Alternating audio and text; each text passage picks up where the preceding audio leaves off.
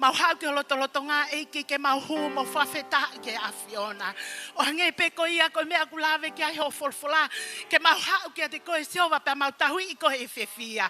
Ke mau hau ke o ngahi loto a pe mo e whakamalo. E ko mau whakamalo ke te koe. Ko hui koe whainga maari e leleiku ke tānaki ke mau ngahi mo ui. Ke mau au si ai o tua e hoa koe ni.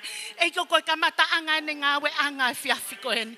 O mau lotu ke te koe whakatapui a te ngā e te mau fōwai e whiawhi koe ni. Ai hiva, ai hu mo e whawhetani. Ai malanga ho folfola eiki. Hape hame a te mau fōmula lakai. Tuko e tua ke pani mohu ho lau maari e. Tuko e tua ke tā ke kina ki mau tole lau maari a Fiona. Tamai ngauhi ho mau loto ke mau hau loto tau ata aina ke o loto ngā. He kutala mai ko loto ngā kui ai e whiawhia. Tuke pehe mau hau e whiawhi koe ni e tamai. Mo loto ku whiawhia. Eiki te whakatapui ato e ngā we anga e whiawhi koe ni. Lele mo lang whafoki peke te koe. Ia kalaisi su ko mau eiki. Amen. Amen. Whawheta ike eiki. Ko hi ko e whainga maari e rere ko hanga he o tuato e tānaki ke tau mo ui. Amen. Ka pau te tau sio ke ngahi ahoni ai whetukutuku e ui ki whaitoka. Kai whawheta i ko hi ko koe pe amo au ta ke ma e whainga maari e mo ui. O kuto tonu ai ke ta whakamalo pe a ta whakawheta i ke o tua. I he whainga maari e ko e ni o kouto o ia ke taitai loto whiawhia ai toko tahako toa pe i he whiawhi ko e ni. Taitai loto whiawhia fo ke whaiwhikau kau maa hono family i he wafa e ko si sukalaisi. Whamalo lai ko i ko ngā ue ko lava. Tawange o tua ke tāpui kina koe pa mo family. Taitai loto whiawhia fo ki Filimone kuki kau mahano family i he wafa e ko si sukalaisi whamalo foki ko hiko ngā ue o ko lava ke whakahoko i he ngā ue e ki tawange o tua ke ne ke whae hono tāpe ki na ki motoro.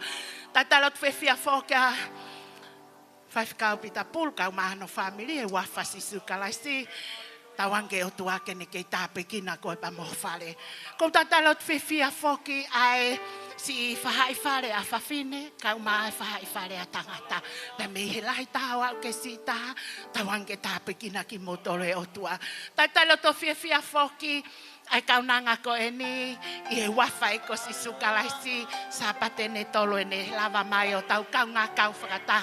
O kua loto whiawhia ia ki mautolu, ke tata loto whiawhia ko hui ko whainga maari o ku ke lava mai, ke tau whiohia i loto ngai o tua. Pea koe lotu ia, ke oua nā ke aha taimi ku ke fo ia i he aahi mai, ka ke aahi mai pe i he whainga maari o ku ke mau, ke tau whiohia i he loto ngai o tua. Ka ke ngā tai tata loto whiawhia whoke ti mihu pe moi whawhetai, i he wawhai ko si sukalaisi. Koe lotu ia ke kei tāpui kina ki mautolo he otua. Koe lotu ia ke kei whakai e sihova ka te mautolo. Hato e tale niti ku le leiang ke kia taime mo whainga mari ke tau whaia hanga ue ke otua. Ka ko eni pe taimi. Koe mo ui a ko hofi ngata. Ka koe whainga mari e mo ui mo tale niti ku lava ke tau mau. Ko eni pe taimi ke tau haua i o whai ki i ake eki. Tatalo to whiawhia ki mautolo. I he wawhai ko si sukalaisi. Tawange eki kene kei tāpui kina ki mautolo. Kai ke ngā tai tatara whiawhia whoke tau whanau he whiawhiko ni. Wawhai ko si sukalaisi. Pe he whoke ku tatari ma ke he aki nau tau mamata mai he ope. Whamalo lahi whoki ka ki mautolo ko hui. Ko whainga maari e o ku whaalawa ke mo aahi mai ai he ope o kaunga kau whakataha pia mo ki mautolo. I he huu pe mo e whawhetai, e whanonge wholwhola ai otua. I kai mato e me ai kuhonga koe ni, ka koe tau turi pe, ke tau kumi ke sihova pe mo hono loto ngā, ke ne whai hono tāpui ki naki tau tolu. Whiawhia lahi whoki ko hiko mo whawakai mai, tawange otua ke ne tāpui ki naki mo tolu. I he wawhai ko si sukalaisi, amen. I he whainga maari e koe ni o ko leange ke tō taha, tene hanga tana ke wahe ongo fulu mo ngahi mea ofa i he ngawe ai eki.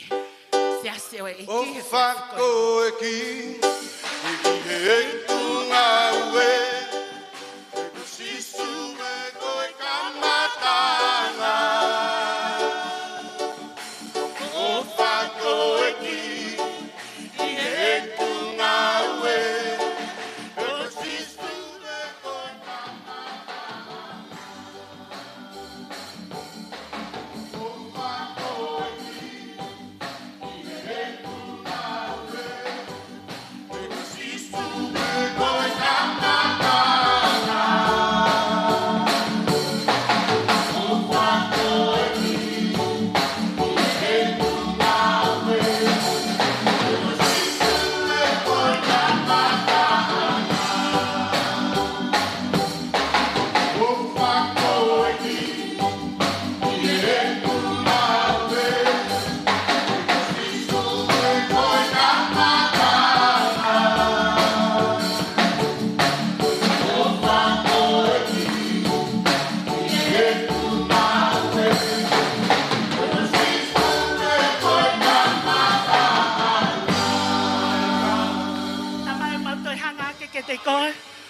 Kauhi koe whaki ko whai o kakai koe hui pe koe ngāwe a whiona.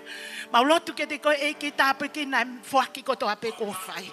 Tāpui ki na ngahi nima ko toa pe nai whai e whaki whawhoke te nau tolo tua ngai tāpu ake. Mato e ngahi monu i a tua e nau mo ui. Tāpui ki na whoke ki nau tona kai lava whai ha whaki. Koe hui e o tua ke kaha ue mo ui ke nau lava ke whai ha whaki. Koe hui pe koe ngāwe a whiona. Eki toko nia ki mau tolo mo e mea o whani. Tu ke ngāwe aunga aki a tua ke ngāwe a whiona. Lang mo nge ia whawhoki pe kia te koe i a kalaisi su ko mau eki. Amen. Amen. Whainga maari e koe ni, ka ke toi whaloloa, tuku atu ia pena ia hataha, na e hoko hono a whaere i e wike koe ni, ka ko ke whie mau ke lava mai ke whai halotu pia maau, atu e whainga maari e koe ni ki a tāpe, na e hoko hono a whaere i e wike koe ni, whie mau ke whai halotu pia maau. Amen. Whawheta eke eke, koe hui koe o whewhine koe ni, na hoko no pefte i e aho tusite. Hoko e tau hongo fulmani ma Makalita, ai tau hi hao, mo tau hi ofa, ai o tuak whai ke ne mo ui. Pa ko mau whiwhi ai ke whawheta i ai o tua, pa mo e whai ngā maari e ko mai ke Makalita. tape Taumoa ki he ofe fine koe ni. Ke ne hoko koe liti. I he hupa mo e whawhita. Nei ome he otu ana kai omi noa. Kanai ai Taumoa nei ome ai he eiki. Ai mo ui e tōtahan. Pea koe lotu ia mo e whaamo. Ke tokoni mai eiki. Ke whakaau e Taumoa. Pea mo tale niti ko hankia te ia. Ke ne hoko koe tatake o e hupa mo e whawhita. He lotonga e otua. Ko le ka whaiwhika o siu. Ke ne ka take whamore mole. Ka ne mea mai. Te whai halotu. Pa maa ai kaunanga ko ene.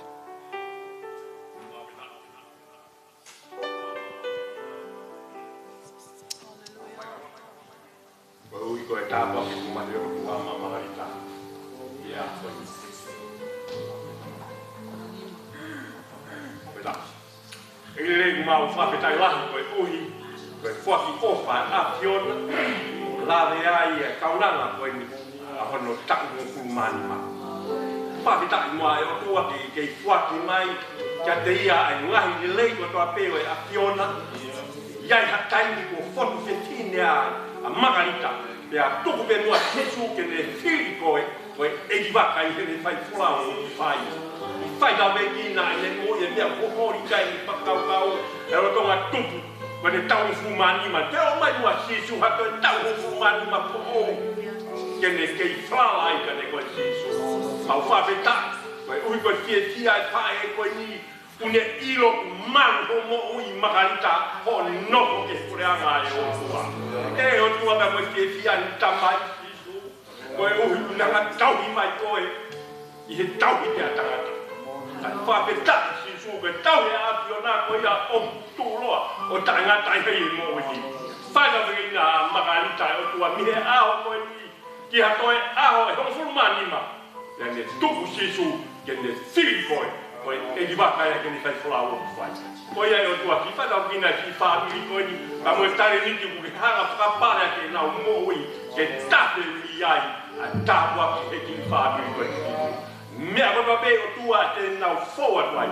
Ke whakalanga ni tohu wapa i o alo ia sisu kai. Ka o mau whamoui e neni. Happy birthday to you.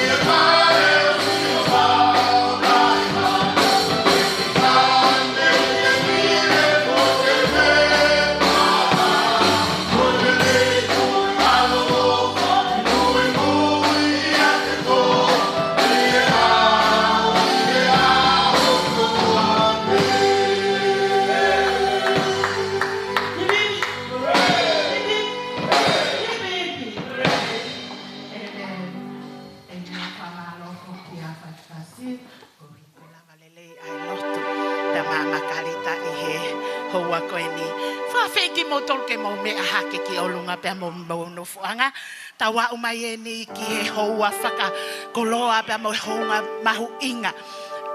I he hoa koe ni ka koe hū pia mo he whawhetai ki o tau otua. Amen. Whawhetai ki he eiki. Tuku mua ke hanga umai sa me koe ni ke wharo lahia ki tau tolo amanaki ke tau whai ai hū. Pia mo he whawhetai ki he eiki i he whiawhini. I he walu o inga sa me.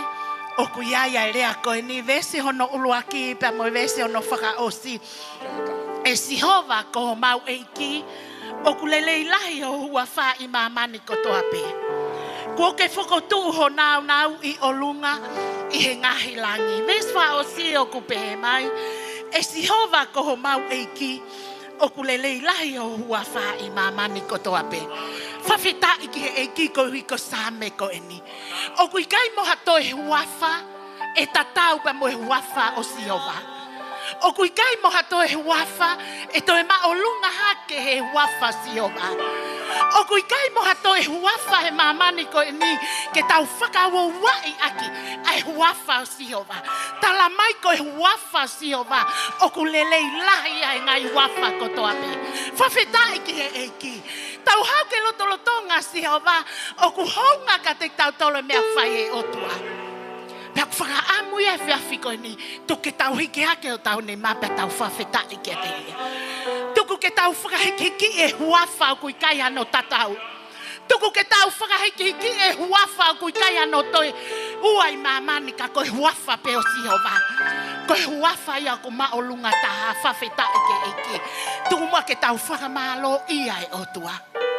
Tuku mua ke tau maaloto whakaatamo loto tau ataina i whiawhini. Tau ataina ke tau pase o tau nima. Tau ataina ke tau lele. Tau ataina ke tau mee. Tau ataina ke tau whaya mea lotolotonga e otua. Whawheta iki. Kole ke kau hiva. Tamanga hiva he whiawhi koe ni. Tuku mua ke tau hiki. Ai whawheta iba moe hu. Ke e huafa e kosi sukalaisi. Hallelujah. Amen. Ikai hata hata Jesus. Ikai hata hata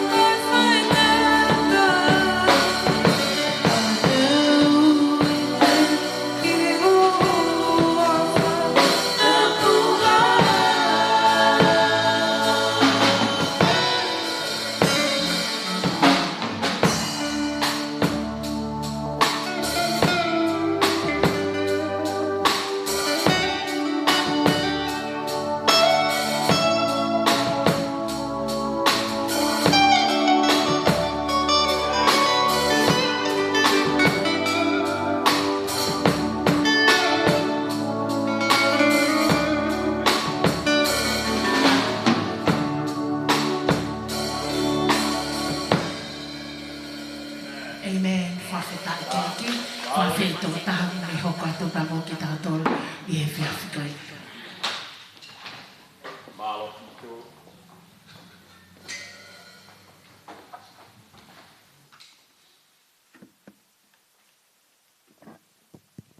Whawhitai ki heiki.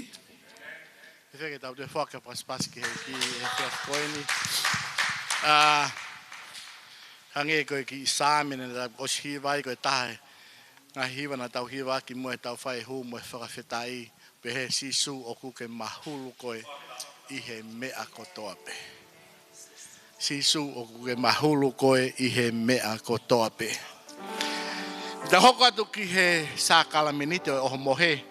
Pa wai rea sisu e wholofola mou tautou whai e ni kai oua ke utoi whoki mahi. Piko no toi ai e taha ke tau whakamanatua maupe ai mea ne whai e kalaisi he kolosi. Kia te koe pia moau o ku tā usia e hakoini. Pahange koe lotu whia mau moe wahe ai whae koe te kawaki moe ne tā mā. Moe ne whaka ana ua e hoko mai hataimi. Kua taha taki worship i he lotonga o tua.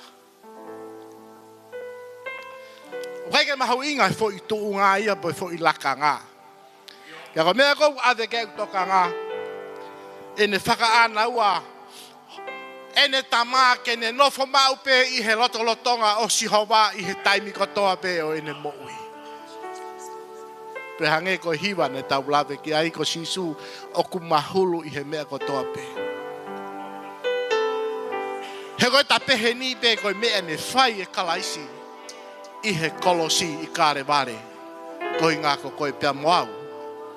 Whahinga tangata ke whakafoki ki he lotolotonga e o tua i he ngahi aha koi. Kore peke sekretari ke ne kātaki mai ke mga e whakataha i whiawhini hono tufa atu e mā pia mo e waine. Kia ki mua kai te ulau haki i wholofola ma ki tau tolu he pongpongini. Loma wahe tolu. Vesi hono ua whaa pia mo no wanima o pehe hono whakarea. Pia au ku whakatonu huiai. Koi ofa ma atatape i he ene alo ofa. Ko uhi ke totongi huhui aia o ia kalaisi sisu. Besi ono wanima. Aia kua whakahangatu ehe o tua koi wheilau whakalere ia i he tui ki hono tātaa. Ko uhi ke whakaha ene mā oni i he whakamore o ianga hala kua whai. Koi mea i he whakataki ai o tua.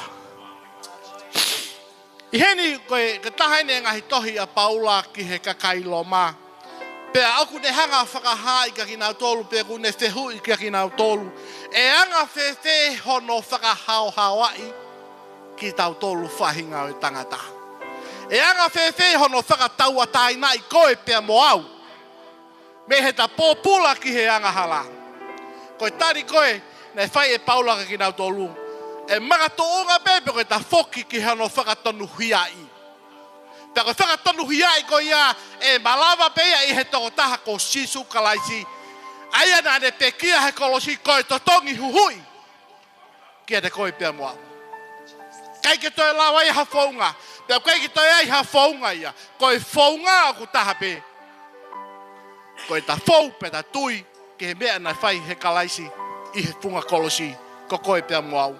Ka pate ke sio ke vesi ono wani mate ki tuki alo lau i ai e konga ki loto o pehe hono whakarea te ki lau te me he kamata pehe aia kua whakahatu e he o tua koe whei lau whakalelei. Koe whoi rea koe whei lau whakalelei. O tua oua pe ne ase fua kawa fo ou. Ai kono ase koe ni koe whalarau whakalelei po hono toi whakarea taha koe mercy seat. Koe no foa o e alo ofa. Aia kono hinga i he puha koe fua kawa i olunga a kuei ai no foa o e alo ofa. Pea taimi koe na whai ai he wheilo lau e he taula eki lahi tuo taha i he tau. Ai anga hala e whanau a Israeli. Nā ne tō mai toto koe o i monu manu. Aia koe na whai ake wheilo lau o a fuhi aki ai no foa o e alo ofa. Pea taimi koe o sio e wha whiu e whai o tua ki he toto koe ni. Pea ku ne laka whakalaka rewa. O ku ne hanga whakamore morei ai anga hala ai whanau a Israeli i he tau koe ia. Ka koe mesi sit peka no foa e alo wha o ku tuhu ia ki a kalaisi. Aki ene pe kia he kolosi peka hono tata a. O ku tātua taha e ne riringi ke fufulu ai koe pia moau e ta anga hala. O ku kai ke whai, tautou whai i ha tau ki he tau. Tā ku tua taha e ne pekia he kolosi. Pia ka hono mahu inga ia hota whakalerei koe tātaa ne tawhi he kolosi i he mesi seat pia koe nofo ai alofa. Ke lawa ke whakafoki koe a koe pia moau. Ke lolotonga ai o tua. Ko ia hota monu i anga. Ko ia hota whakalerei anga. Ko pekia ne whai e kalaisi he kolosi. Pea ko tui, oku kei a tāpe matapa ia ka ki tā ua he taimi ko toa pe. Tā ngau e aunga ake e whai ngā maari e ko ia. Ko whai mai he o tua ka ki tā ua.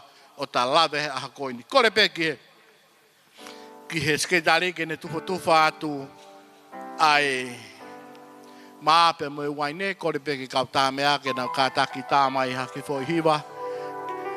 Ke tau hiwa i lotonga e tufa atu ai maape mo e waine wha mole mole.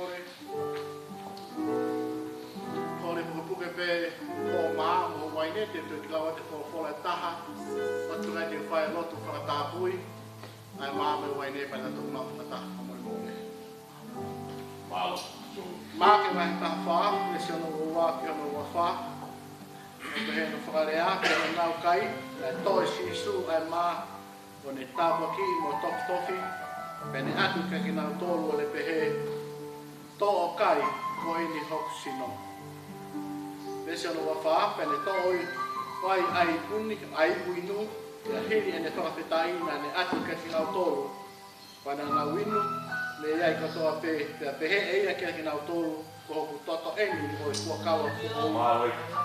aia o kuliringi ko e tolahi. Pavila. Tange kilo tamayo ma fama. Maui. Ko e pai ka mari ko ka ofa ko ke ka nasi ke ma mai ko ni. Maui. Pea ma lau ko nu ke ma lau ta ko. Iyo. Tange ko popoanga ko pai eni ko fa mana tu ka le ba ke. Oi mai. Ai mauinga ki mautolo tua. Ai mea ne toka toki aki mautolo ki a Fiona o tapa Maui. O kui kai peto ia i hapou ngai a tua pe matahaki. Ka koe mautui atu ki he mea ne whai he a Fiona. Ho pe kia he kolosi. Mau ia i ho sino o tua, pe tulaki e ho tata. Maui. Ko ki mautolo whahinga tangata. Ki toka koe ki a Fiona. Tātu ki mua maa pe mo uai ne o tua ka mau bei ka mau i te fino tua. Tukuta mai ke hoko e ka whaka ui o tua ka mau ngasino whaka māteri e. Iyo. Te he ka mau ngahi lau maari e o tua. Oi mai. He koe ni pe o tua mea. Tēne whaka ui ka whaka ui ki ngā tua. Maui. Ka mau i o tua tu ke hoko tamai koe tāpua ki tuku whaka mau ki mau Maui. Tua ke te ngei a ka mo e langi i a Fiona i a Sisu Kleis ko ala ka mau whaka ui.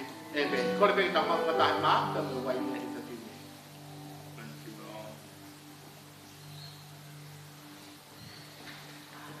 Malo sisu. Maui. Eki mau tuka malo ki a ua. Eki mau ki a ua ka malo. Maui. Mau e mo koe ki a ua. Mau e mo koe ki a malo ki a ua. Mau e mo koe ki a ua.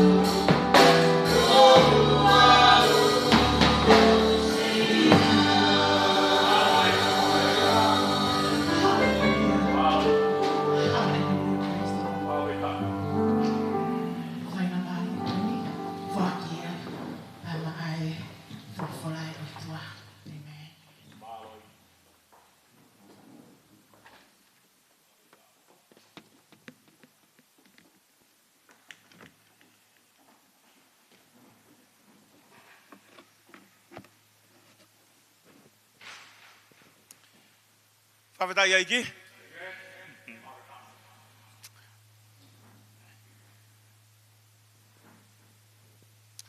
Ki mo ke whaha vai waha I he whiafkoni ko tō mua tuka whafta I whamalo ke o tua. I he kei mau a whakamari. Koe hinga koe tau kei I he whamiri lahi o eiki. Whawhetai ke eiki. Ke tau wahe ai wholofola ai o tua. Kai ke ngata I kou lau koe whakamari he taimi kotoa pēku tuku mai he whaiwhekau ke te au. Ai pulupiti koe ke ukau hono kau ngā wahe ai wholofola ai o tua. I he mea koe ni koe pulupiti koe tuunga I ai whaiwhekau.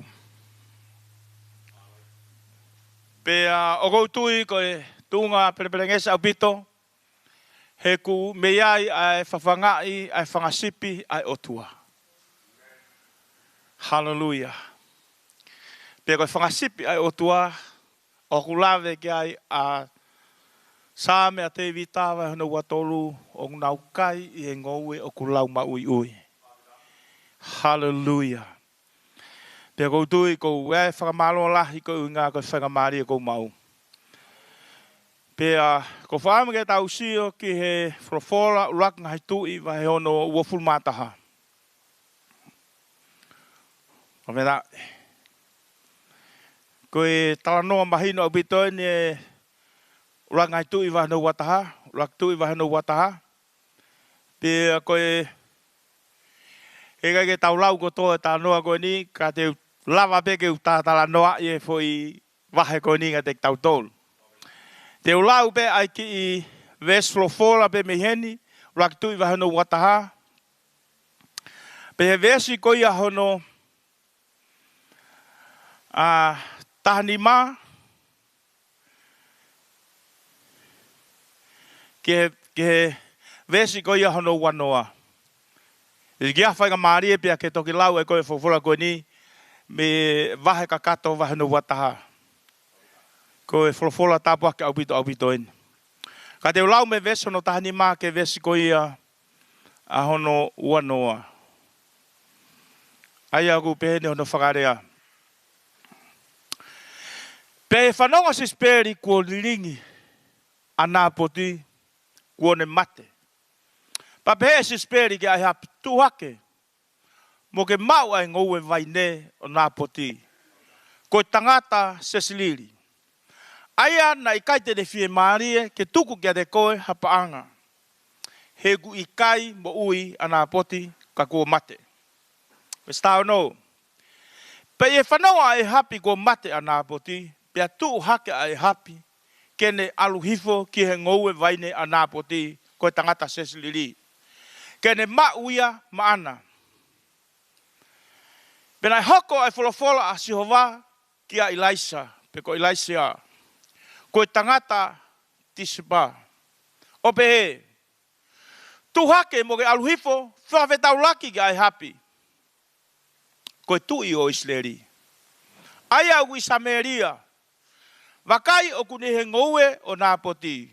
Aia o kune aluhifo ki ai kene mau. Mauia maana. Peteke rea ke te ia o pehe Sihova. O pehe Sihova ko ke whai whakapō. Pe ku ke whai whakamau foki. Ke mau foki maau. Peteke rea ke te ia o pehe Sihova. O ku pehe Sihova. I he potu ko ia nai. E moai e whangakuri ai toto o nā posi. E moai foki. Toto o he whangakuri.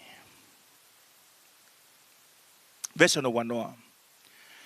Nai pehe e hapi ki a Ilaisia. Ko ke ilai, ko ke ilo i au.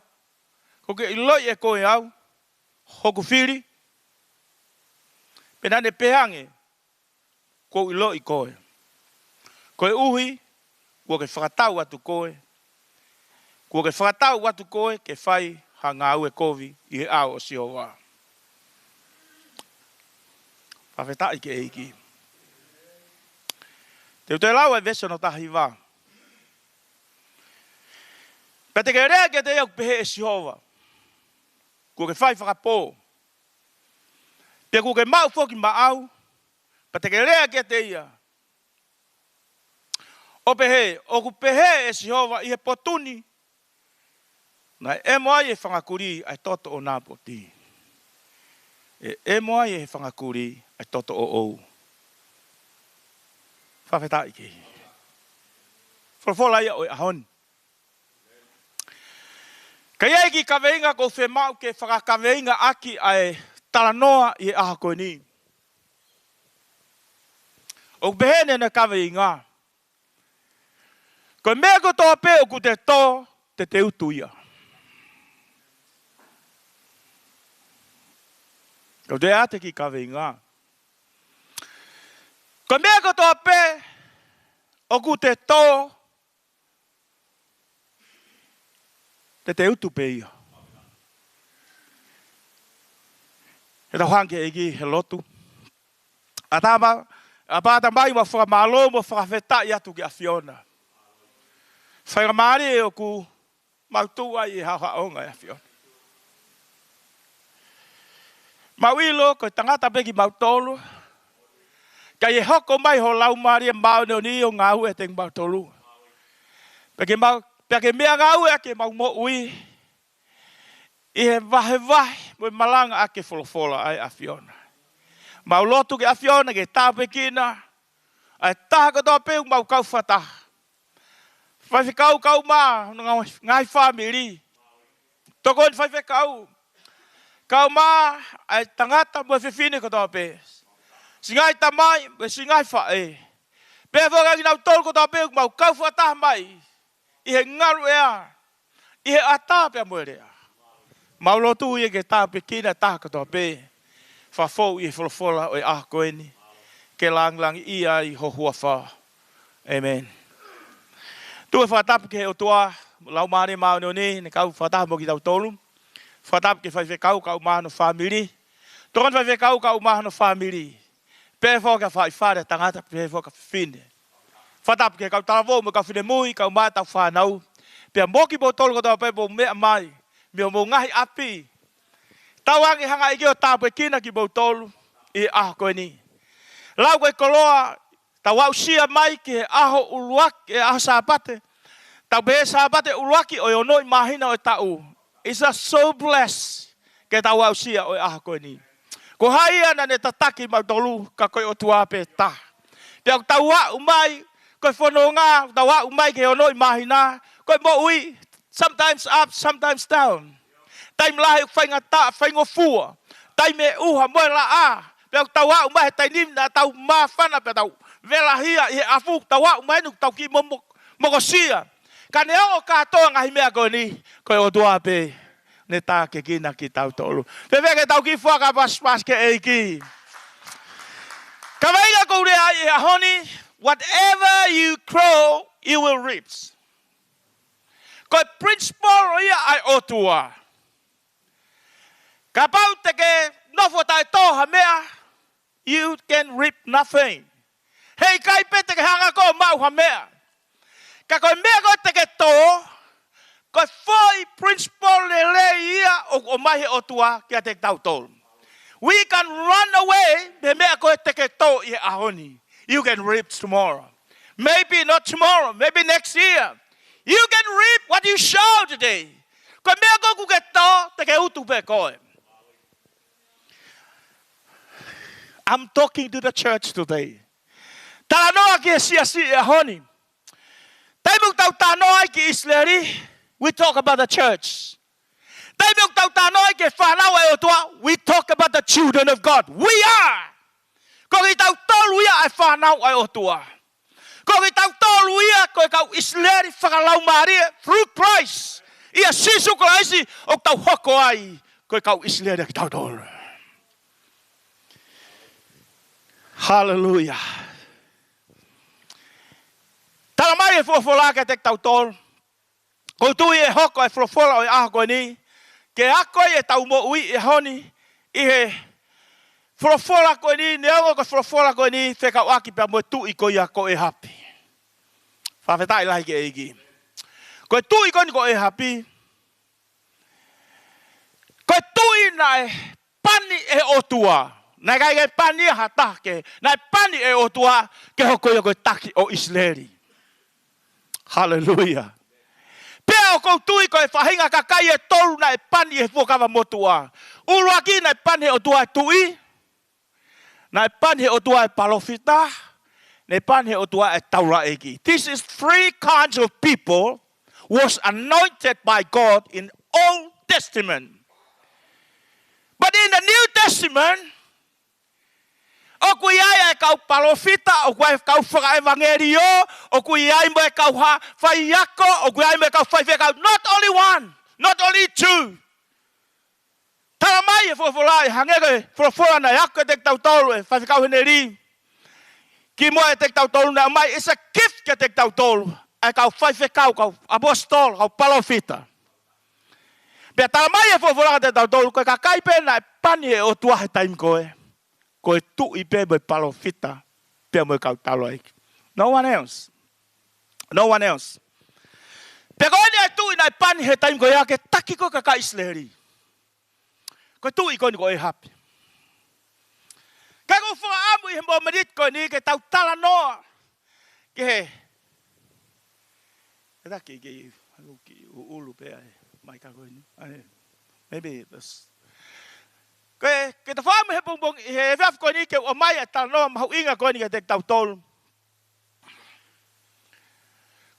Ko e hapi, ko e tahaia ai tui, na ne hanga e ia, o langa e ngahi, ai tori, kia peari. Whawhetai lahi ke eki. Maybe you don't do it today, o koe ke whai e koe ahoni, but you have it in your hearts. Mahalo pe te tau pe, oh, koe tui ia taim koe. Ka koe tui koe ni, na ne langa e ngai ai tori. Tau asi ilo pe tau tau. Pea ne kumi e kau kakai pe ke nau whai pe nau worship kia peari.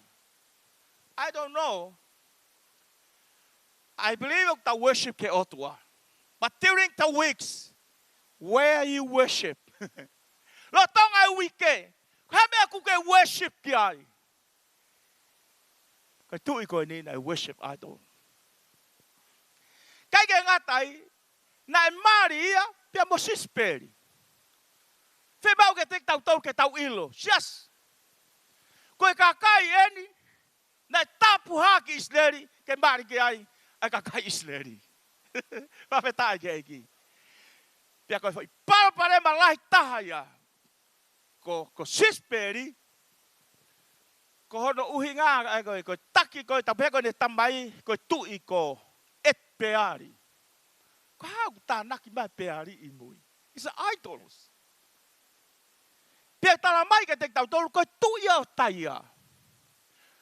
Tau peheko taia na lea kia sisu, e kātaki ngofua a taia mo saitoni, i e kuanga whasi e te mūtolo. Ko tui kovi au pitoni. Tahui ai tori. Pea kou tui koe palpare maia, nai whauai ai tangata koe ni ai otua, e hapi, koe mari pe me kakai, nau tahui ai tori. Koku ki kawe ngai. Koe mea ana tete tō, tete utu. Hako mai koe a sisperi, o na nofo koe i he talo ni, pia kamata reo ke hanga a sisperi, oha, o taki le raki i holo a se waniti ai hotua. Wow. Aho e tahana e hoko mai e tangata koe ni o ne tuu he ne palasi o sio atu ke fei tuu koe ko sesiliri. O ku tuu mai e fuloto ngoue ai. Koe ngoue vaine ai. Pia ne pehe, o, te alu he ouna koe o vaine, te uki whakatau. Kamata ke alu hake e lau maari e koia e manu, lau maari e koia ka humea koia, alu hake e loto e tuu i koe ni. Pe taim koe ne alu atua e tuu i koe ni ki ai, o ne whetauraki, pia mo nāpoti, tāngi. Tuku mai e ngoue vaine kia te au. Ata paanga kia te koe. Pia te utoe lava pia o ata ngoue kia te koe, mo ngoue vaine. Ka kou sa ia ke tō e whangai a kau e wheitu koe ia. Pia tala mai e whawhola, talange e nāpoti, i kai au pita ke o atu, ai kere koe tamai. Pawhetai ke i. Kai au pito. Tā mai whawhola nei, loto ma mahi futui. le fu kai ke kai. Kai ke kai ko do hinga ko faka amu pen loto ke ma mai e ke ma mai me ko ni. Dan sibo asya nga si spirit dange ko apa ku ke tak kaya i. Dange ya. Ko loto mama. Ibo tu ako ni ko kore atu ngowe vai ne tala mai kai ko me ne tamai tang si. Ke lo ka ko futu i ko. O ku ke pure ko ki Israeli o au ki sesili. O ku ke pure ko. Longo pe tu i ko ni. Tang ese spirit ya te o atu ia ki honi ma. Ko taimi ane o ko ilo ko taimi fatu utamaki lai tahaya i hanga mo ui hataha mo ui ke o tua. Ko taimi pe ko alu hake lau maria sisperi kene control ai ki kakaya e o tua ko taimi whaingata mo taimi parapare magai tahaya. Tagay, I will give to you. Neo kai komea te utat ke te koe te whai ai tohi iho hua wha, iho hingoa. Peha, te ke mau e mea koe ni. Ta mai fofolaga te tau tole tala noa koe ni. Whama mahi au pito. Ne whai e tohi e sisperi, hono ni ma. Pea whai e whakamooni kai e tu i koe ni. Pea os pea ave. Ke whai e kahatoanga au kai pe hakia ki ke maalunga na poti o lunga. Pa ne whekaua tōtongo tangata toko uanga kovi ke na nofo no tawhaki. Ke na tala kovi ia na poti. Na kape ke o tua. Pea kape ke tui. Pea watolo makai. Pena hokoin. Ave tohi pe hau e tangata ko ni kai ke ilo e na poti. This is the last day for his life. Aho e mate ai. Kaunga Kristiane. How many people you fellowship today, they were killed by Jezebel? What kind of spirit that Jezebel rise up in the church to kill the people of God? Fahinga lau Maria na rise up with her time ko ya. Pena iai e whakatokanga ki ai e tui, e sias koi i tai la. Talange o tua ki angelo ko sias i tai la. Alo tala ke siasi. O ko iloi homo ngau e lahi. O ko iloi mo whakataki. O ko iloi homo Ikuna. Mo ta Ikuna. Ka wea mea kau kovi ia. Ko mo mai toka terine ko ia sisperi. O mai toka terine sisperi. He ko mea fefe toka terine sisperi. Jezebel's spirits try to control the church of God. O ko de try ke. What about the Lord to control his church? What about his spirit? Longo pe futu i koe ni. Ia, si tolo makai. Hallelujah. Koe ngai aho koe ni. Ke tau whakatoka ngai, ai ngā ue koe, ai mo ui koe asisperi i e se asi. Koe ne mea kwhai, koe tāmatei, ai kakai, o ku hau o tokoni ke eiki. Nau tu whata, pia mo tu i koe ni. Pau e tu i koe ni. Kau tu i ka pai whatala katoanga, na i loa ia nā poti. But now where is this? Where is Napa today? Tala mai e fofolaga te tau tolu. Tai mga na tolo maka ia ko mate. Te ko tau hau ke ngai ves koe ni. Koe ngai ves whamumui taha ne mate ko ia a nā poti. Tai mga na whanonga e tu i koe ni ko mate ko a nā poti. Whakakau e tu i koe ni ko foi whaunga to tonu e ni kune whai. Kene auna i rewa whungou e koe ni. Whanonga maka te tau tolu. Koe mea ia o kune tō. Kene mau ai mea koe ni. I he ngai u mea whaunga kāka. Whaunga uikai whakaotua. Whaunga mamahe au pita mo purpose mo taumua e o tua. Kene mau ai e whungou e koe ni. Wow. Tu hake tangata. Tu i koe ni. Ha eret fu tu i he ngou e. Rotonga ne sio mo whaafu ofa fu loto ngou e. Malo pe kuke sio ke whaafu ofa ha mea kuke mau e a koe ni. But you know, the word of God is coming behind. Lolo tonga ne nofo ko iai. Ta ta o mai fofola o tua. Ke lai sia. Ha tonu ke loto ngou e. The word of God is coming straight to you. You can run away from God. Maybe you can do something today, but you're going to run out. You can run away from God. That's why we come back to the word of God. Kau hinga fe mau o tua ke hau ke fola o tua. He ko fola o tua ku ne o mai correction, o ku ne mai whakatonu, o ku mai valaki, o ku mai eako, o ku mai whamaoni ke sia se o tua. Rotonga ene nofo I rotonga ue. Mo ne whakakau everything is good. Ko taimi aku hau e fola o tua. Tonga pene no fai ku wa toa ilai sia pa de tangi ke teia. Eu afio. Ko for fall out o mahe o tua ke te ko. This is the word from the Lord, not me. De tarangi ke teia ko ko ku ke whakapo. Ko ko ku ke mau ka ke ona mea kona. Ke alu he fonga totonu. Why you have that? No. And why you have this? The purpose of God for the Christian, we must grow first before we read. Hey, kai te tauratu peo utu mai.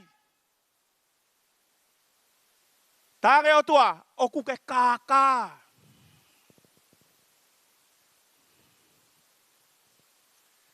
Tare ke ai oku ke mau. Tai totonu, tai whakarao, whakapoki ho toko ua, whakapoki ho kaunga ngā ue, and you own this.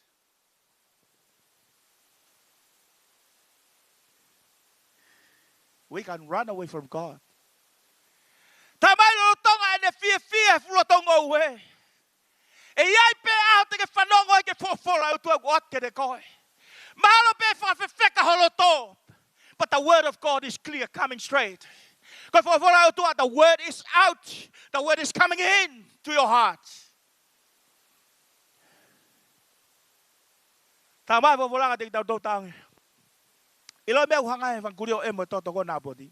Your life will be end up there. Rise up with why? Ha, rea ko naka iloya ko hokfiri. Iloya kakai ko ai otua. Kapau te na whanongo ke fora mo one o doate na. He is my enemies.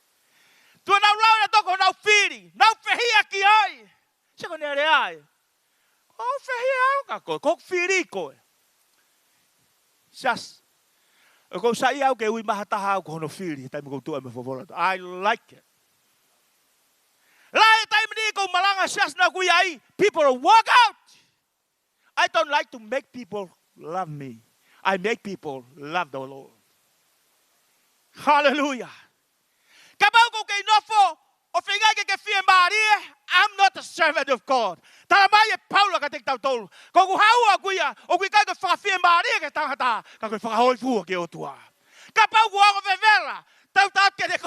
It's good for you, but it's good for me. Tange tui. Haku ke iloi ai au e hokfiri. Kai ke ne iloi a ko tamaku ne iloi. Kai ke ilo hataha ya kau malanga utuheni. He never knows about you. When the word come to you, the people, oh malanga mai fe kau ka te au. Habi au malanga e te au. No. Ko tamaku ku ne o mai malanga ka koe. And keep on. Folofola tatau. Ke whanongo ki ai tui koni ko hea, patarange.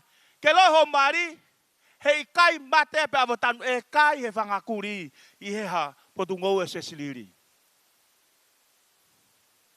Ko no uhinga, ko na uana na whakaunga whai e fwoi mea. You can run away. You can blame him. Ka pauta ke kawai, you will go there. Kau ngā karistiane, tupe mua ka te tau tolu. Ko ki kawe ngā to o ia beheni. Nei kai ke ngata bea sisperi. To e talange ia. Whanonga mai kau talatu ke whanau. Moki nau tolu kotoa pe Israel kau mātua na nau pau ai kovi koe ni. Hei kai aha taha tai kai he whakakuri. Mo keina he whakamanpuna e ata. Ko whawholai o tua. No one run away. What you grow today. Kai ke aha mea te ke whaha fwoi kovi a honi. Paka pehe te ke hao. Maybe tomorrow you can reap it. That's why we need to come and grow the goodness of God. Tau malanga mo tau wako whawholai o tua. Ke tau whaia mele rei ke utu. E ki tau tolo he aho. Lea o tua ne taha ne palofita ne pehega te nau tolu. Ki Israel he aho ko ia. We kai kare mai. Ai maha tua pia mani nia e nifoi whanau. Kono hinga taha. When the dad and mom just going the same way, all the children will go through it. Kai toi afe whawholai o tua. He kou tui koi aho ko ia. Pia taimine whanonga tui koi ni. Tā mai whawhola. Whai ene ki au kai. It's good to humble to the Lord. Pia bauda de confess ke o tua. Koe o tua whakamore more ia. Koe o tua ia mes hange koe tau wahe koi ni. But he will never. Only for a short time. Nā tala mai whawhola. Whawhola o taka i laisia. Laisia. Ko waka e te futu iu whakawai. Pia ko whanongo ke ne ngai lotu. I like that. I like a paka ke tau whakawai. The day is coming. You can reap what you show today. Uhinga tau malanga mau pehe sapa te kotoa. Ia taha whemau ke tuhuloro. Whawai e mo ui. It's me ka tik tau tau. Maybe something wrong. Marapena ke whai ha mea kuhala. It's time to bend your life to the Lord and repent. Sias koe aho koe ni. Tohia Paula ki e kakai ki a Timote ntal ki ai. Timote, i o kuanga whaosi koe kuanga whakali rifu. Au pito. Kono uhinga. E kumi he kakai e ngai mea. Ako naki o whakatatau peke nau sai ia. Paka te utalatu ke te koe. O ku aunga whora o tua ke ako naki moe valoki. Whanoka o atu ke te koe. Koe valoki koe ka mea te ke whie maari ai. O ku vevela ka koe valoki ke whakatontone tapo ui ke o tua. You know why? Whanoka o tatu ke te koe. I toi e wheso whano whāna. Lawe ke ai ki mua. Ai paresteri koe me New Zealand e pehega te tau tolu. O ko o mahe o tua ke siasi. Whanonga. O mahe o tua ke siasi. Ai kau apostolo. Kau palofita. Kau whakaevangerio. Me kau whaiwhekau. Pea moe kau ha. Ako naki. Ilo e ngau e toko ni mani. Tala mai ko nau whakamaoni e siasi. Edify the church. Kai talama e tau ako whaiwhekau. Kai he wholofola e o tua. Te lava cleanse our life. And we must be cleansed in the word of God. Ko hinga me ko lave ka wholofola e o tua. And the story go on. Vai hono tahua. Malo pena engalo ya e happy. Ai wholofola e o tua. Ko e wheitue e en apa e homo ui. Neo na ki whakatomala. Ako, kai ke mea. Whai e te wake tau. Pea moe aruata tu i koe a Israeli a siuta ko Josafate. O na whetaurak. Pea moe happy. Petare, ko taim ke tuku i mai. Ai ponua taua. Remot kiria taim ke tahanga taui. Te talange. E tu i koe ni. Kua wholofola Jehova. Whanau mau tātua. Before you move, you need to ask the word of God. This is the very dangerous Christian today. Heta ai mo whakawhehu ia. What is the will of God for the next move? Tange, he tui. Pia wholofola o tua. Hanga hake tangata koe ni. Oh, kuiai, tau whange awe ni. Hawe tamako e, tange tui. Helai koa. E pani koe, pe tonu o pito. Ke ilo e mea te utatu koe ka te koe, te ka Ikuna. Hawe tamako e. 400 prophets. They speak lie. Whanau te utatu ke te koe. He kuha, ongo le re iaki ai.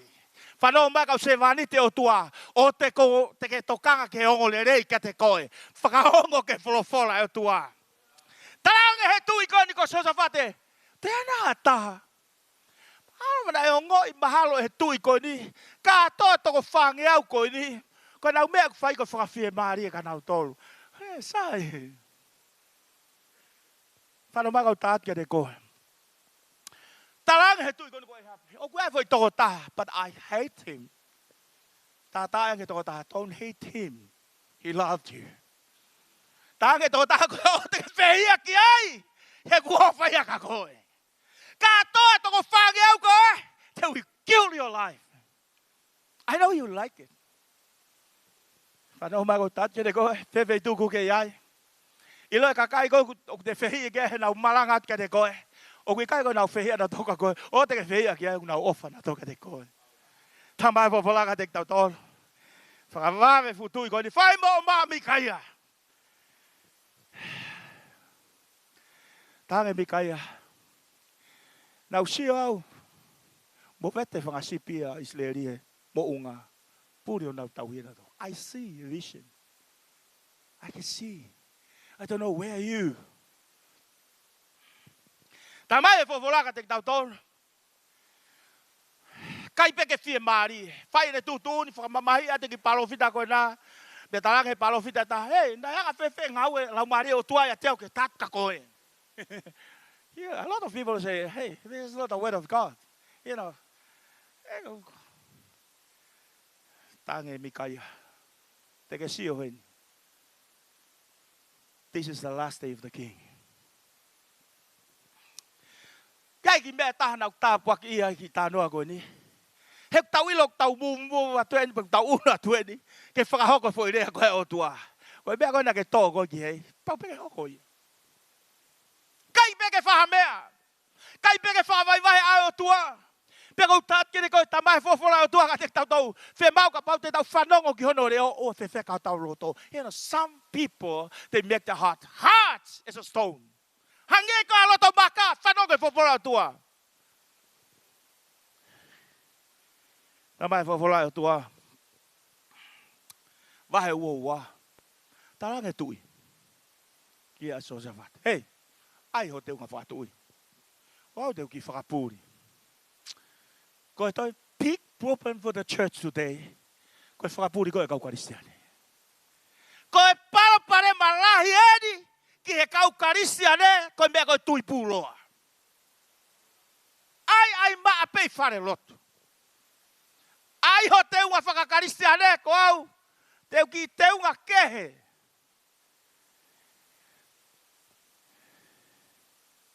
Ko wheke be taha u te unga kehe.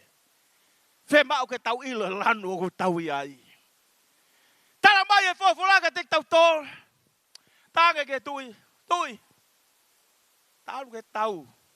Peke ai peho te unga kehe. Te unga whakatui kau ai au e ku ki i mast ke u ki puri. Ia we, koe ke uilo pe ko hai u ke i tui mast. I know, the church is good. Ka te utatia te koe. Whe mau peke alu e whawhora o tua o whakatatau ke mea o mahe o tua ka te tau tau. Te utatia te koe. Ha mea whakapuri ai. Te ria na kai ke ilo o tua ka whakahoko neha. Ai mene tara atu. Te ke whakapuri ki mamani, whakapuri ke whaiwhekau, whakapuri ke kau taki. But God never knows. He knows everything. He sees you. He kai kia mea koe whakapouri he ao e o tua. Tara mai e whawhorai o tua ka te tau tōru. Taimi koe na nau aroata ke tau. Pena e pe tangata ang sariote a e hapi. Tangata ang sariote a tu e taha.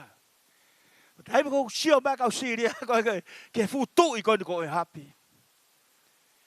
Kia Josafat tange. Koe tamai. He te ua whakatu i whoki.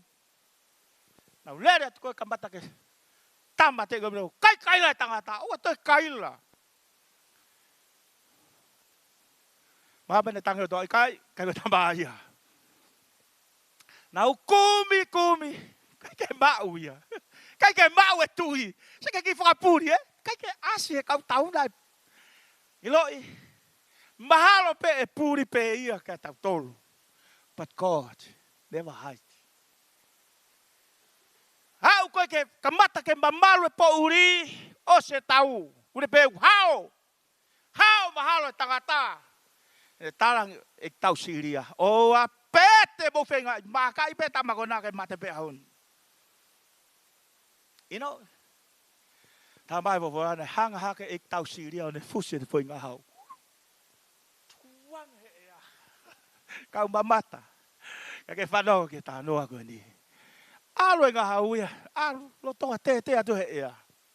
Ko haina ne ta take whenga hau koe ia. Kia mea koe whanau he ea. Ko haina ne ta take whenga hau koe ni. Alo atu whalaka atu he tama e tau. Hei. Ko tangata e tau o tu i mua, ki mua. Pea toki hoko mai e koa e hapi mei mui. Nā e tonu ke tu wā he tama e tau i mua. Tama ak sari o te ikai. Ki wahe hake peke tafa aki. O kai koe tama ak sari o te koe tama i mui. Tama koe nau tau tu i mui ikai. E tama koe i mui atu. Ki mamare ei heu tatake si hova ene ngau. Ngau whakamau. Koe ngau e whakamau oni oni. Koe ngau ene judgment. Ke kakai ma oni oni o tua. Tama e fofolai o tua. Lo tonga pe tangata ko ni ne sio kwa mata ke pare la ak ne pe. You know? Ko hao. Ko hao au. Ane ilo e ia ne kamata tamate i hono kau ngā tui. Pe o ko hao, ko hao, ko hao. Tama e fofolai ka te tau tau o ware ia.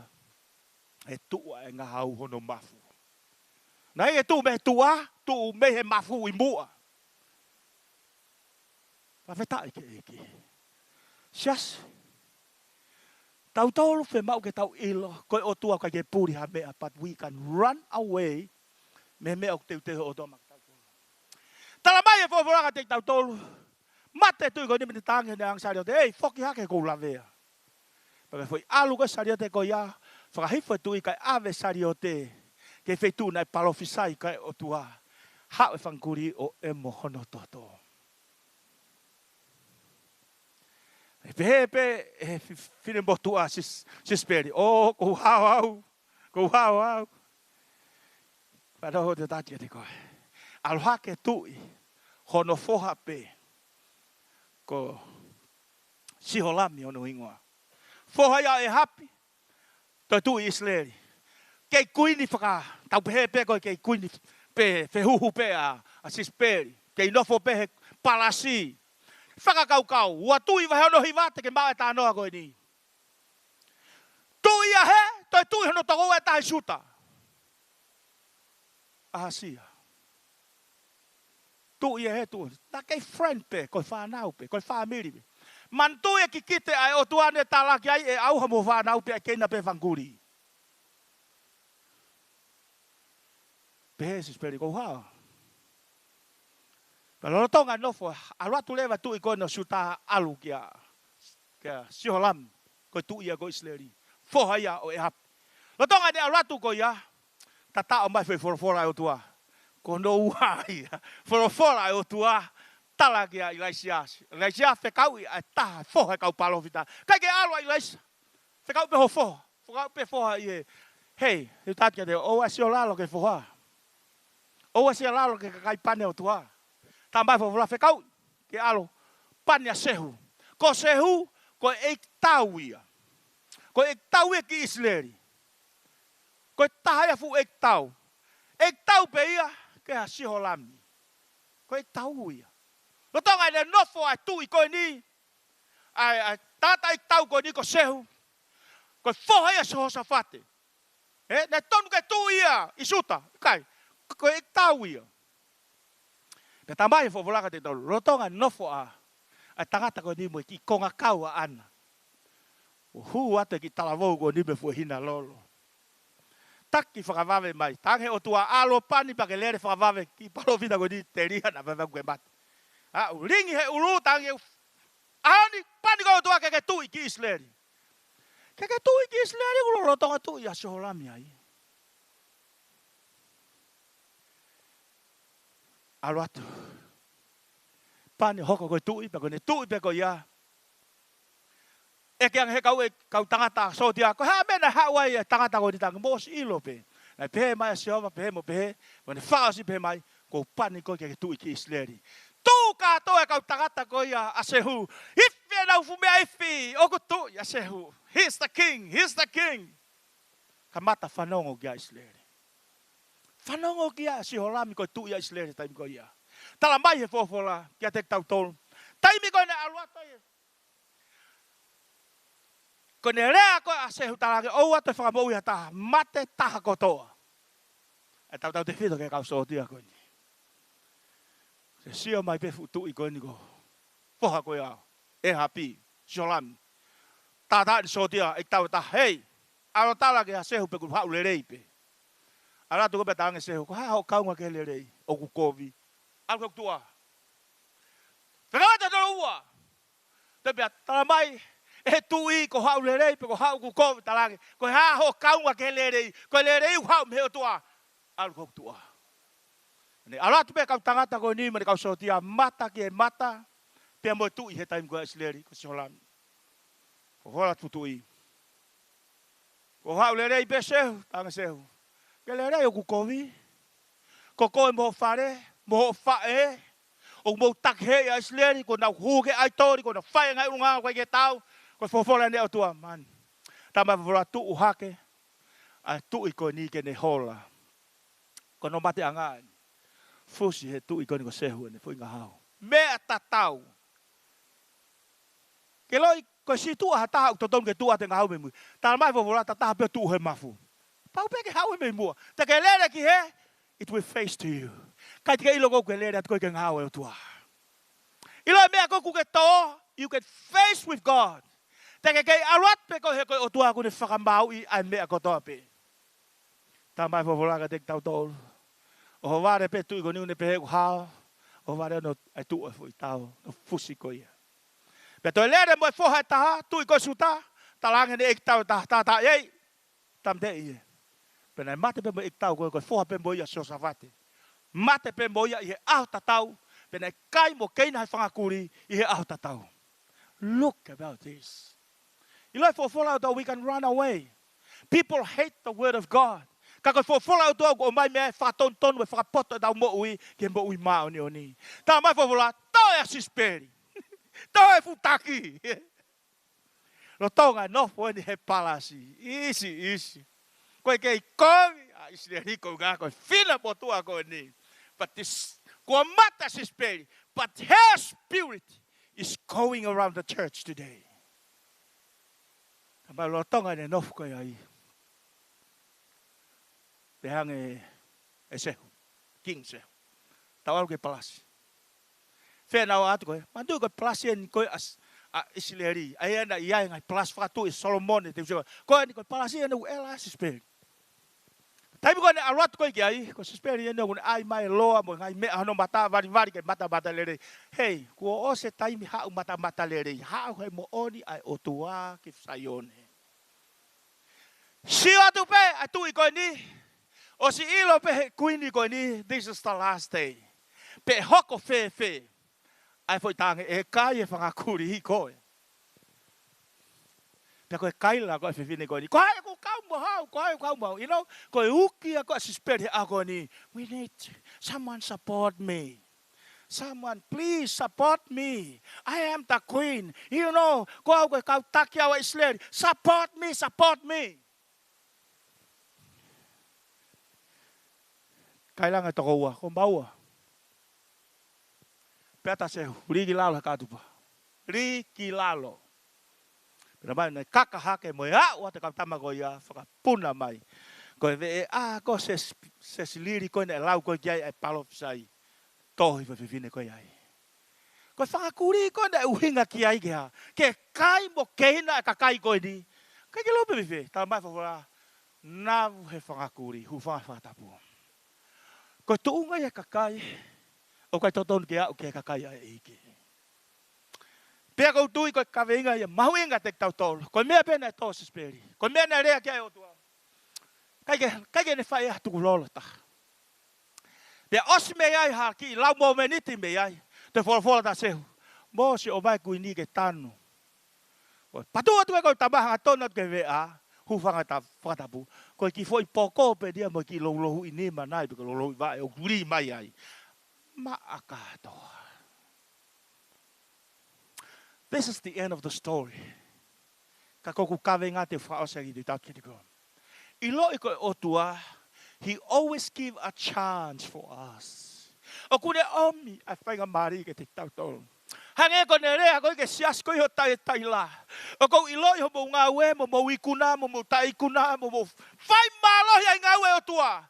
Ka koe mea ku kovi ia, ko ha mea ku kovi ia. Ki lo ka pau ka mea ku kovi ia, ke lua mai ake mea ku kovi ia. I lo e otua, lahe kau karistiane ku, whame otua ke whai mo puaki mai ki tua. He ku kovi ia koe ha, koe o mai e toka te rina sisperi. Ke lere ake ngā we otua. Ka koe whaosi koe tohi koe ki tai tai la, talange. Mo whakatomala, pia mo foki ke uraki ofa. Foki ke uraki ngā ue ne ate o tuaka te imoto. There's no way. There is no other way. Ke teki nau tōu, nau tōha mea ku kovi. Pene nau whaiha mea ku palaku e a o tua. Koe whakatomala pe. Tukulolo pe ke o tua. Then God mercy for us. Hanga ne talanoa ki ane nai koe mercy seat. O kei atape ia. O kei atape kolosi ka tek tau tōlu. Kau ngā karistiane. It's meaning ka tek tau tōlu. O te mau e o tua, ke tau whale rei mau pembe o tua. Te rea na hoko mai ne whamau ka te tau tōru. Me wholofola e o tua te whaosi ake. Ai mea mahu inga koe ni ka te tau tōru siasi. Never ever hates for the people who preach the word of God. Never. Kai te ke ilo e koe hange koe taurea koe aho o waloki koe aho e whakambo ui. Kai te ke ilo e koe this is the last day for your life. Kai te tau ilo e tau tōru. Mahalo pe te tau whanonga whaos pe ka wholofola. Ta whoki pe hu he matapa. Paka ke tau ilo tau what? Ai mea hoko mai a muiange. Koe aho koe ni koe aho ia. O whamao ni o ni e tau mo ui. Koe aho koe ni koe aho tukulolo ka kato ke o tua. Aho koe tau pe ko whebau ke uhanga ke o tua tukulolo ki ai. Aho koe tau pe it's not. Ke pehego, ke tuku whaila maharie, ke te wolo ke ngāue tau moui, te mau pe o tua ke tau tuku lolo ke te ia. Ko kore he momanit koe ni, ke kui he momanit koe ni. Whaosha ki pe he momanit koe ni, te watpe whakaafi ke te koe. No matter, ta tau ai pepe ko whewhe tuku ke iai, pe kuke I heni pe I kai. If you don't like the word of God, he whawhola o tua, you have a choice. But it's clear, whatever you grow today, you can reap tomorrow. Ako whemau peke o ate whaafe ke te kohe mo manit koe ni. Pau ke whemau tuku lolo. Whemau ke hanga ke otua. O koe ai e ui me he orita. I like the song. I don't know pe ku ilo he kautama koe ni. O koe ai e ui me he orita e otua ke te koe. Koe orita o e whalerei. Koe orita o e whamore more. O ka e ui me orita, koe orita o he tukulolo ke o tua. O ko sa ia ia, whemau ka te tau tō siase a hako ni. Wau ka tai meni I, ko mo ui kai ke fu, ui o ngoi homba me o tua, it's far away. This is the day, I whakabo ui ai koe. A hawa ni e tukulolo ke o tua. Fam ke tau mea ke o lunga. Kai ua loa whaafe koe ni. Ia ina ha toko taha. Just only one. O ke whanonga e whaafola he ua. O ke ilo kurea o tuaka koe. A kou kore whamore mori atu ka koe. Kau kurea a ke whaafola e tua. Kola mea e.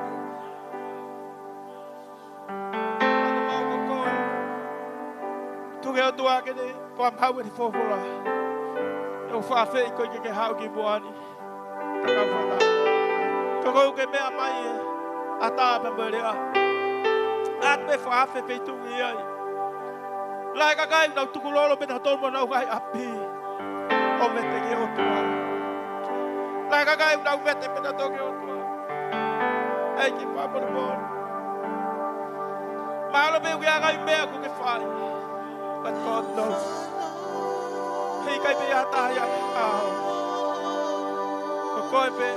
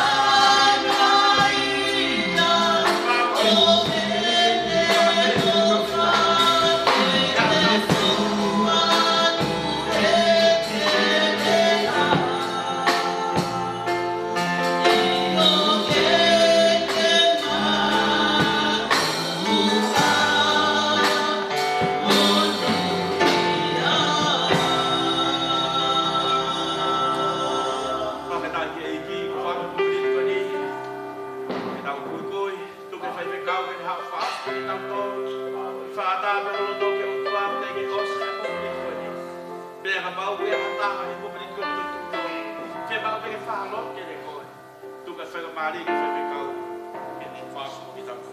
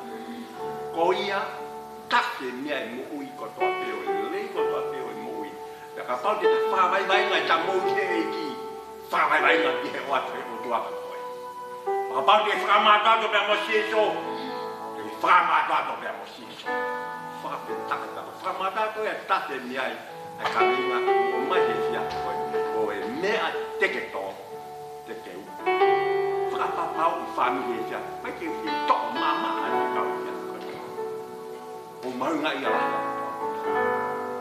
o fam ke lotu pe ko e pia ko e o ke me mai ata da mo le ya kon ki ba ai no da pio da mo se ka o ya kon ko fa am ke fa papau o moi ka mo ba da mo sisu ko ia le ko to pe kasi ki ho family kasi ki ho ka ba ko to pe ho moi ko fa papau i le da mo ko mi i ho moi to nga i se ka o ya kon la fai ta hange ko to ta ha ko ni emo ki ka wa he puli aku tala ka kai emo he puli ka kai mo i ta fa papau ka kai o ke ha wa le ia pe ia fa ta família já foi o framo tem que roubar até a mulher que logo bebe me feito que tu me ande bebe aí que não tão lá minha mãe atava com ele não porque tá feio de amor eu tá feio botar lá que mal de amor que tá feio matar que te atava da mulher me até me feito que tá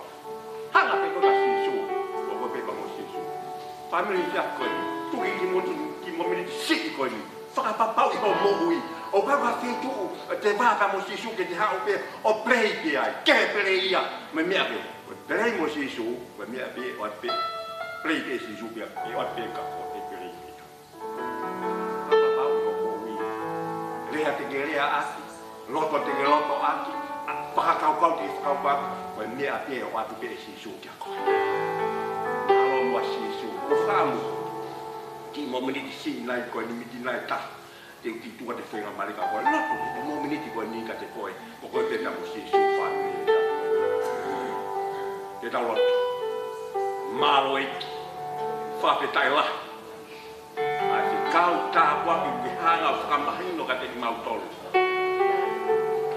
ki he kau fai se kau ki he ka kai ko ta te ki hanga ui ki mau tolu ke mau fai ho nga we si so e mau hinga kakato ka te koe ki hanga whakamado ni e mau koe. Ki mau tolu ku mau mui ka te koe sisu. Ke hanga whaka. Wam hino ka te ki mau tolu. E mea ke to tolu ke mau whai. Malo mua sisu e o whala. E ta ke whainga maari e ki hanga te mau tolu. Ke ua hoko ki mau tolu. Ke mau whanongo ta noa pe. Ke mau whanongo tohu mau kiri. Kaka kakai ki mau tolu mau tau fua ki te kau. Malo mua sisu e ofa. E te ati whakakolo koe. Whai ka pekina mua. Si kai ngā lotu ki te ui ko potu ngō weni. I nau tau nau mea mahe atapa Merrylands te tu ke kehi nau mea mai mi ai. Whawhetai mau mau e whai ngā maari e. Ko koe pe sisu. Koe hala. Mooni ya ngoi mo ui te afiona. Ue fai yangi, o kakai tai fai to tongi mau to.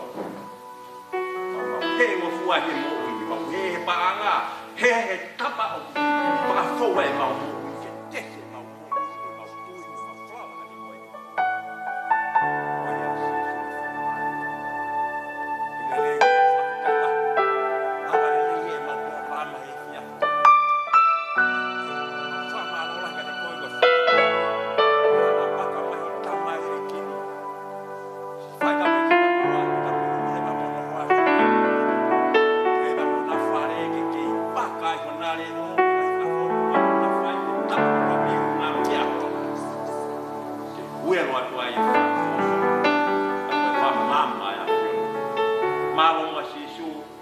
Ki mau tolu kanoa ngai family ko pe mau heni he ya ko singa hi le o Ikuna na tolu ko ki mau heni frata eki kai ke puli ka mo ma ke fofonga ofa e afiona e ngi hanga fola hi me ke mau fai ka mau ke tata mau ke tuli be ki mau tolu ke mau ngai me mau fua ki ai fa pe ta ko te kaule ya ko ke mau faka papau e mau mui ka te ko Malu mua sisu e o whala. La via ki mau tolu ke te ahi whakoloko. Luke hoko e mau mo ui aunga ka te koe. Tapa ko toa pe ke huelua ta e mau lea, e mau whakafotunga, e mau ngāu e mea ko toa pe. Ke huelua toa e ka kai ki mau tolu mau mui ka te koe. Malu mua sisu whaitau pe kina ki nau tolu nau mea mehe ataba mwelea e me te tu ko toa pe.